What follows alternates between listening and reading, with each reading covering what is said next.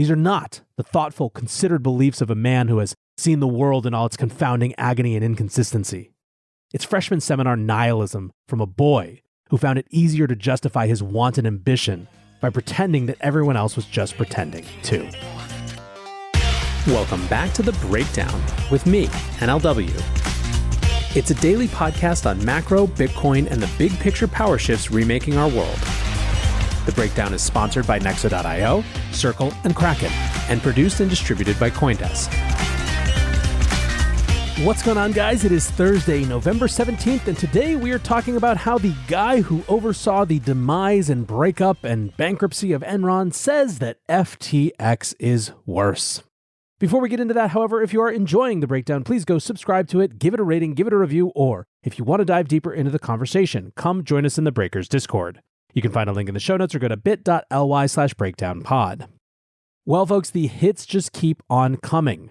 Two big pieces of news in the FTX saga. And unfortunately, that is where we will be focused for today.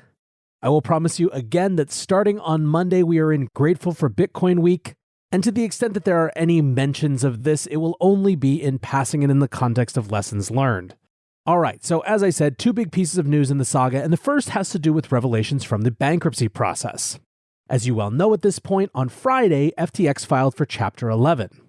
This has not been a straightforward process. In fact, there is a jurisdictional battle around where the bankruptcy happens. On Wednesday, the Wall Street Journal wrote that the Securities Commission of the Bahamas said that John J. Ray III, the new CEO designated by FTX to oversee the bankruptcy, did not have the authority to initiate a US-based Chapter 11 proceeding. On Tuesday, FTX Digital Markets, the company's Bahamas subsidiary, filed for Chapter 15 in New York in order to seek recognition of Bahamian liquidation proceedings. If that is successful, some of the proceedings could move from the U.S. bankruptcy courts to the local Bahamas courts. There's an initial hearing on December 13th. Now, the details of all this don't so much matter other than as a demonstration of just how messy this is going to get. However, in the U.S. Chapter 11 proceeding, Ray has filed his first-day pleadings, which is effectively a 30-page overview of where the case is so far. It is, in a single word, shocking. Here are some of the highlights. Maybe the most quoted part comes from the very, very beginning. Ray writes, "I have over 40 years of legal and restructuring experience. I have been the chief restructuring officer or chief executive officer in several of the largest corporate failures in history. I have supervised situations involving allegations of criminal activity and malfeasance, Enron. I have supervised situations involving novel financial structures, Enron and residential capital, and cross-border asset recovery and maximization, Nortel and overseas shipholding. Nearly every situation in which I have been involved has been characterized by defects of some kind in internal controls, regulatory compliance, human resources, and systems integrity. Never in my career have I seen such a complete failure of corporate controls and such a complete absence of trustworthy financial information as occurred here. From compromised systems integrity and faulty regulatory oversight abroad, to the concentration of control in the hands of a very small group of inexperienced, unsophisticated, and potentially compromised individuals, this situation is unprecedented." Now, obviously, this is where the title of this show comes from, and that "never in my career" quote is making it all the way around the internet. Now, going back to the jurisdictional issues, it sounds from this document that Sam is trying to meddle to try to get the jurisdiction out of the US. Ray writes, "Mr. Bankman-Fried, the co-owner and controlling owner of all of the debtors and of FTX DM, appears to be supporting efforts by the JPLs to expand the scope of the FTX DM proceedings in the Bahamas, to undermine these Chapter 11 cases, and to move assets from the debtors to accounts in the Bahamas under the control of the Bahamian government. In verified messages posted through Twitter, Mr. Bankman-Fried just yesterday expressed profane disdain for regulators, his regrets at these Chapter 11 cases having been filed, and disclosed his goal that, quote, 'we win a jurisdictional battle versus Delaware to have any proceedings occur in the Bahamas.' Now, I'll leave it to you, dear listener, to determine why you think Sam might be so eager to have the jurisdiction out of the US and into the Bahamian government that he was very close with. However, that's not where this ends, and it gets even messier. Going back to the document from Ray. In connection with investigating a hack on Sunday, November 13th, Mr. Bankman-Fried and Mr. Wang stated in recorded and verified text that Bahamas regulators instructed that certain post-petition transfers of debtor assets be made by Mr. Wang and Mr. Bankman-Fried, who the debtors understand were both effectively in the custody of Bahamas authorities. and that such assets were custodied on fireblocks under the control of the Bahamian government. The debtors thus have credible evidence that the Bahamian government is responsible for directing unauthorized access to the debtors' system for the purpose of obtaining digital assets of the debtors that took place after the commencement of these cases. The appointment of the JPLs and recognition of the Chapter 15 case are thus in serious question. It appears that the automatic stay has been flaunted by a government actor, no less.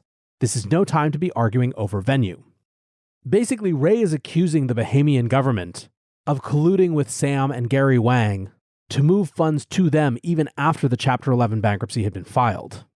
Still, when it comes to what the crypto space is talking about most, there are a couple distinct things. One very notable part of the filings seems to give an answer to where did all this money go. Effectively, these documents show that among other smaller loans, FTX loaned Sam a total of $3.3 billion and his co-founder Nishad $543 million. Some people are honestly relieved because at least it shows where some of this money went. Still, I think the thing that might have the community most livid comes from this section, Section F, Digital Asset Custody. It's short, so I'm going to just read it here.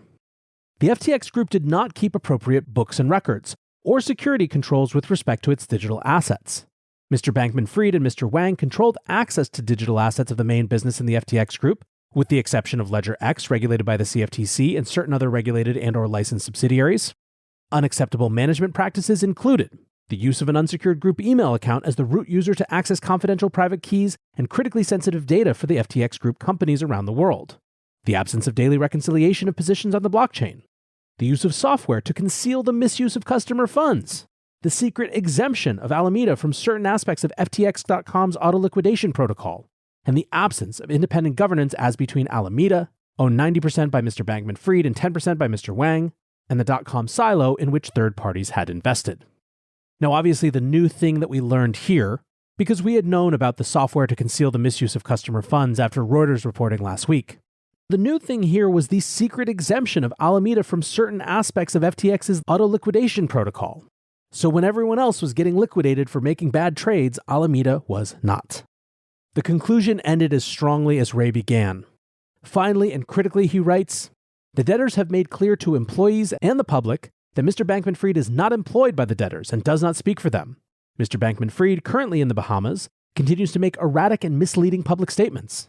Mr. Bankman-Fried, whose connections and financial holdings in the Bahamas remain unclear to me, recently stated to a reporter on Twitter, "F*** regulators, they make everything worse," and suggested the next step for him was to win a jurisdictional battle versus Delaware.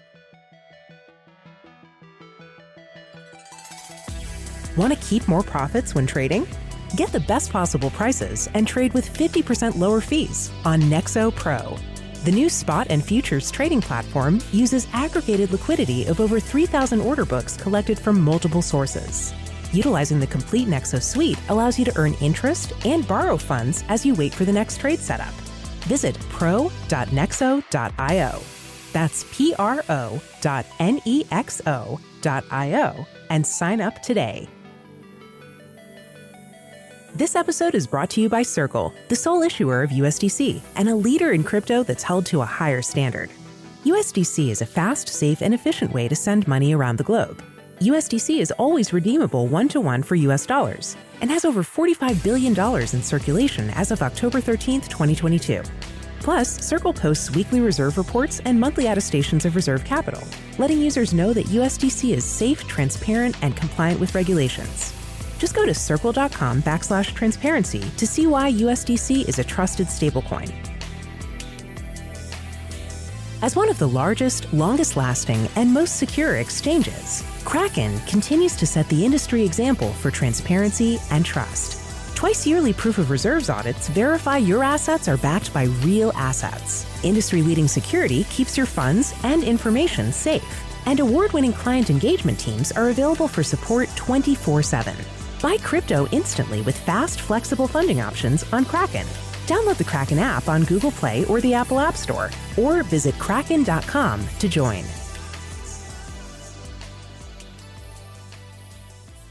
So what is Ray referring to? Well, what he's referring to is a bombshell piece in Vox. SBF was messaging with a reporter who he thought was a friend and who he would later claim quote-unquote leaked their chat. I'm going to go through the messages in the order that Vox put them in because I think they did a pretty good job of organizing the key points. The reporter's name was Kelsey, and I'm going to refer to her as Kelsey from now on so I don't just say the reporter. Kelsey writes, "You said a lot of stuff about how you wanted to make regulations, just good ones. Was that pretty much just PR too?" Sam responds, "There's no one really out there making sure good things happen and bad things don't. Usually there's only one toggle, do more or do less. Yeah, just PR. F*** regulators. They make everything worse. They don't protect customers at all. They can't actually distinguish between good and bad. Just do more business or do less business and put up more moats or put up fewer moats. No one will. But you want to know the truth? No one's doing it in the rest of finance either, or for that matter, other areas that are regulated. The FDA isn't helping. The giant crackdown on big tech has no point or goal or philosophy behind it. OFAC is slowly undermining U.S. interests globally and is the single biggest threat to the U.S. being a superpower. ESG has been perverted beyond recognition." Kelsey chimes in, "I'm sort of putting together a picture where you don't believe anyone is doing anything for good reasons. You don't believe the good guys are good, so why not make it big and then be the ones who get to decide what good is? And if you have to do sketchy stuff along the way, everyone else is doing it too, and plenty of them are worse, and people still like them as long as they win. Is that fair?" Sam responds, "There's some truth to it, but it's also true that I didn't want to do sketchy stuff. There are huge negative effects from it, and I didn't mean to. Each individual decision seemed fine, and I didn't realize how big their sum was until the end." This brings us to section 2, on being willing to behave unethically. This is really some of my favorites. Kelsey writes, "I was just re-listening to that conversation we had this summer about whether you should do unethical shit for the greater good." Sam asks, "What did I say?" Kelsey says, "You were like, nah, don't do unethical shit. Like if you're running Philip Morris, no one's going to want to work with you on philanthropy. There's a risk of doing more harm than good, but even if you subtract that out, pretty not worth it." I was trying to figure out if that was the kind of PR off-the-cuff answer.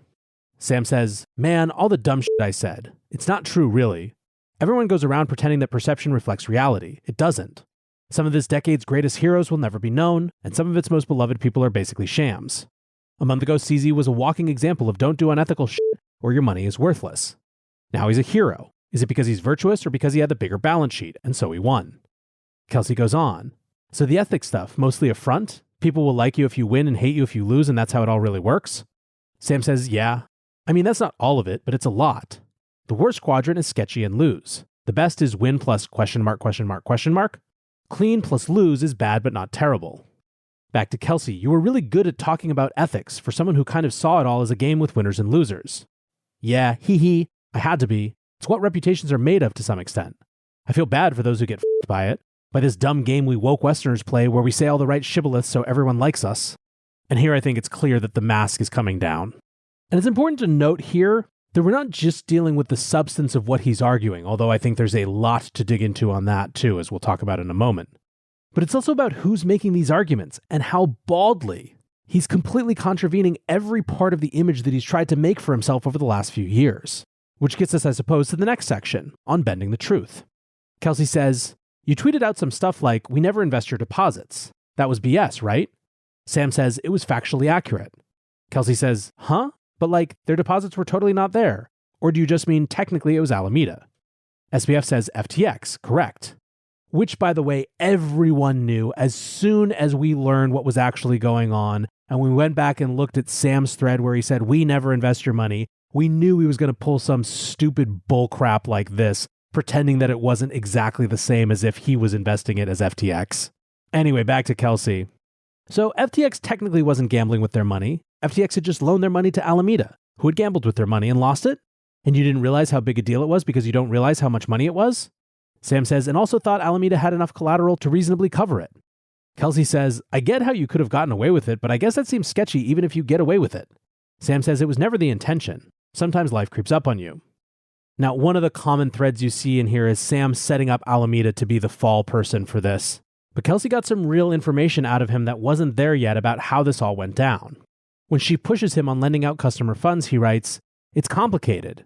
It wasn't quite lending them out. It was messier and more organic than that. Each step was in isolation, rational and reasonable. And then when I finally added it up all last week, it wasn't.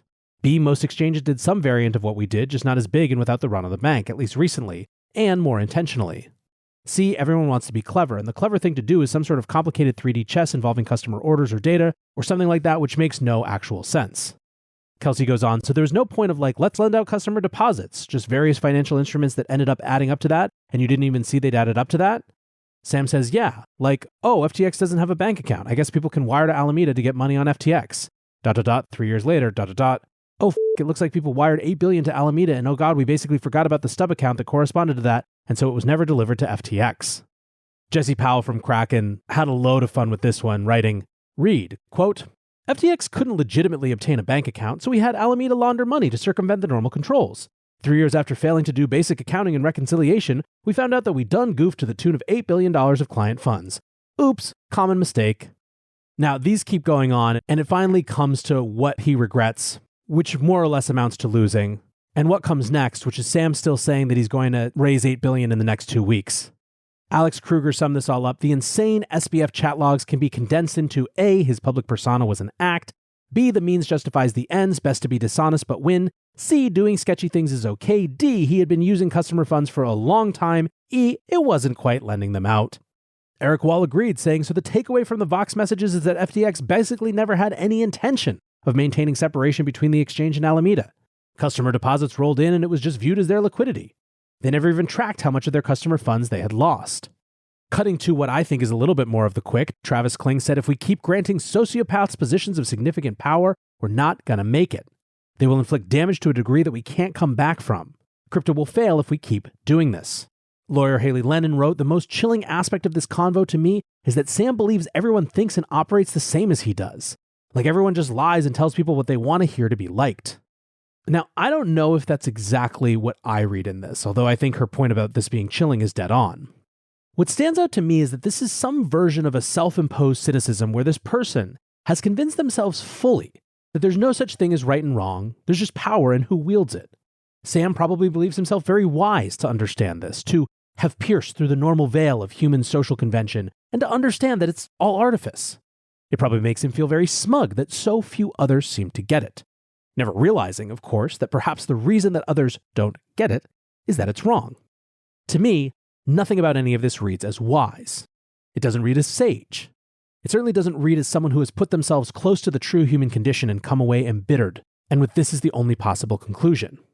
Instead, it reads like a petulant teenager, scrawling society with a big X on it and bemoaning the fact that no one gets it but him. These are not the thoughtful, considered beliefs of a man who has seen the world in all its confounding agony and inconsistency. It's freshman seminar nihilism from a boy who found it easier to justify his wanton ambition by pretending that everyone else was just pretending, too. And maybe he's still just pretending. It's become clear that the woman who wrote the article was someone who Sam was friendly with.